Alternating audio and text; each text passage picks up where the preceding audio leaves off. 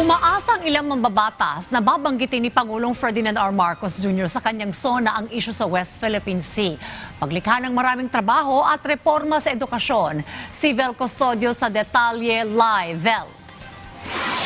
Shine Dayan, sa ikalimang State of the Nation address, si Pangulong Ferdinand R. Marcos Jr. ay inaasahang tatalakay ng Pangulo sa kanyang talumpati ang mga nagawa sa ilalim ng kanyang administrasyon, mga suliranin na kinakaharap ng bansa at mga plano ng Pangulo sa kanyang nalalabing 2 taon sa kanyang panunungkulan. Samantala, inilahad naman ng ilang mga mambabatas ang kanilang inaasahang marinig sa Pangulo sa ikalimang State of the Nation address. Mamayang hapon, gaganapin dito sa Batasang Pambansang Kalimang SONA sa harap ng mga mambabatas, opisyal ng gobyerno, diplomat sa iba pang mga panauhin. Inaasahang tatalakay ng Pangulo ang kalagayan ng ekonomiya, presyo ng mga bilihin, paglikha ng trabaho, agrikultura, edukasyon, kalusugan, infrastruktura, kapayapaan, kaayusan, disaster preparedness at sitwasyon sa West Philippine Sea. Inaabangan din kung maghahayag siya ng mga bagong direksyon sa pamamahala at mga panukalang batas sa kanyang nakalinyang isulong. Samantala, mahigpit ang seguridad sa paligid ng Batasang Pambansa na idineploy ang libu-libong pulis at iba pang puwersa ng gobyerno. Iaasahan din ang mga pro-admin rallies at mga protesta ng mga grupong may kanya-kanyang panawagan at mensahe para sa administrasyon. Inaasahan ni Deputy Speaker J. Kong Hun ng Zambales na tatalakay ng Pangulo ang mga isyu sa West Philippine Sea sa kanyang ikalimang State of the Nation address. Ayon kay Kong Hun, mahalagang marinig mula sa Pangulo ang paninindigan ng pamahalaan sa gitna ng mga aksyon ng China laban sa mga Pilipinong naglilingkod sa West Philippine Sea. Sinabi niya na ang mensahe ng Pangulo tungkol sa isyu ay magpapalakas ang loob ng mga Pilipino at muling magpapatunay ng pangako ng pamahalaan na ipagtanggol ang soberanya ng bansa. Inaasahan din ng mga Pilipino ang mga anunsyo ng Pangulo kaugnay ng pagpapalakas sa ekonomiya at paglikha ng maraming trabaho sa natitirang panahon ng kanyang panunungkulan. Ayon naman kay Dinagat Islands Representative Kaka Bag-aw, nais niyang ilatag ng Pangulo ang mga priority bills na magsisilbing gabay sa mga isasagawang programa ng gobyerno para sa mga Pilipino.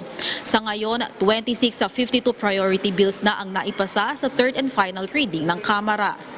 Umaasa naman si Tingong Party List Representative Jude Asidre na mananatiling isa sa mga pangunahing prioridad ng administrasyon ay ang reforma sa edukasyon. Ayon kay Asidre, malaki ang naging pag-usad at sa pagtugon ng krisis sa edukasyon sa pamamagitan ng mga reformang isinusulong ng EDCOM 2, Kongreso, pamahalaan, mga paaralan, guro at iba pang stakeholders.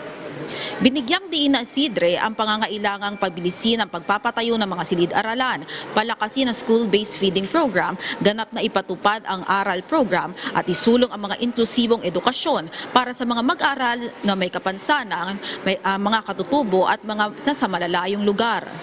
Sinabi rin niya na sa higher education, dapat tumuon hindi lamang sa pagpasok ng mga estudyante sa kolehiyo, kundi sa pagtitiyak na matatapos sila ang kanilang pag-aaral sa pamamagitan ng sapat na suporta sa gastusin sa transportasyon, pagkain, tirahan, internet at mga aklat at iba pang pangangailangan.